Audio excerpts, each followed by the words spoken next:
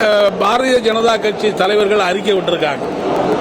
அதாவது ஸ்ரீபெரும்புதூர்ல இருக்கிற சாம்சங் தொழிற்சாலை இருக்கிற தொழிலாளிகள் தொடர்ந்து வேலைநிறுத்த போராட்டத்தை நடத்திக்கிட்டு இருக்கிறாங்க. அவங்களுடைய பிரதானமான கோரிக்கை என்னன்னா, நாங்கள் வைத்திருக்கிற சங்கத்தை நீங்கள் அங்கீகரிக்கணுங்கிறது அவங்களுடைய கோரிக்கை. அதுக்காக தான் ஸ்ட்ரைக்கே பண்றாங்க. ஆனா பாஜக தலைவர்கள் ஏதோ என்ன உசிப்பு விடுறாங்கன்னா, இது ஏதோ சிஐடி அங்க தேவையில்லாமல் ஒரு போராட்டத்தை தூண்டி விடுவதை மாதிரியும், உடனடியாக அங்க தொழில் அமைதி ஏற்படுத்துவதற்கு நடவடிக்கை எடுக்கணுங்கிற மாதிரி எல்லாம் அவங்க சொல்றாங்க.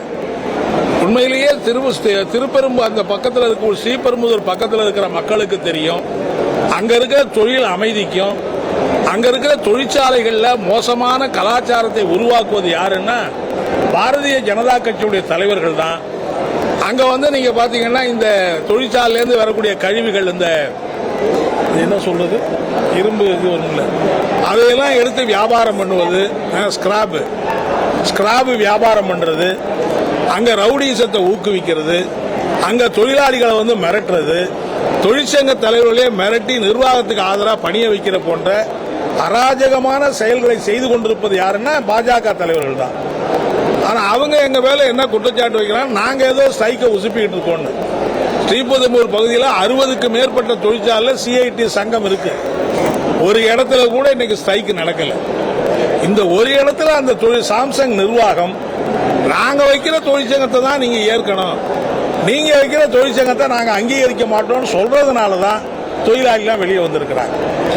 அமைச்சர்கள் தலையிட்டு இருக்கிறாங்க, பேச்சுவார்த்தை நடந்துகிட்டு இருக்கு, ஒரு சுமூகமான தீர்வு எட்டப்பட வேண்டும் என்று நாங்க வற்புறுத்திக்கிட்டு இருக்கோம்.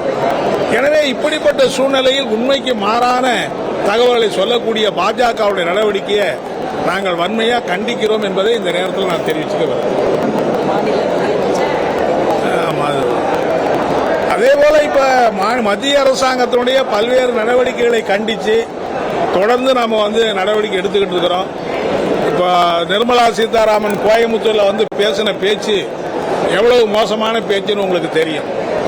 இன்னைக்கு கூட பத்திரிகையில தலையங்கள் எழுதியிருக்காங்க.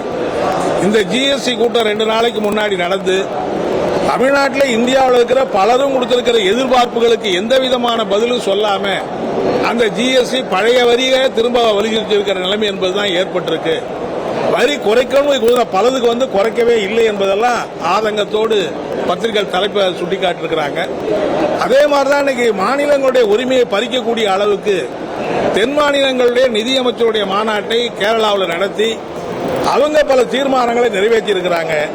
மாநிலங்களுக்கு உரிமைகளை கொடுப்பது, மாநிலங்கள் நிதி பகிர்வில் ஒரு சுமூகமான தீர்வு, அந்த மாநிலங்களுக்கு அதிக நிதி பகிர்வு கொடுக்க வேண்டும் என்கிற அந்த தீர்மானங்களை நிறைவேற்றி இருக்கிறோம். நேற்றைக்கு கூட நம்முடைய மாண்புமிகு முதலமைச்சர் மாநிலங்களுக்கு அதிக உரிமை கொடுக்கக்கூடிய அளவுக்கு சட்ட திருத்தத்தை நடத்துவதற்கான அந்த போராட்டத்தை நாங்கள் துவங்க இருக்கிறோம் அறிவிச்சிருக்கிறாரு. எனவே மாநில உரிமை, மாநிலங்களுக்கு அதிக நிதி ஒதுக்கீடு போன்றவர்களை எதிர்த்து நாம் பெறக்கூடிய காலங்களில் இயக்கங்களை நடத்த வேண்டியிருக்கு என்பதை நான் தெரிவிச்சுக்க. செய்திகளை உடனுக்குடனும் துல்லியமாகவும் தெரிந்து கொள்ள சப்ஸ்கிரைப் பண்ணுங்க.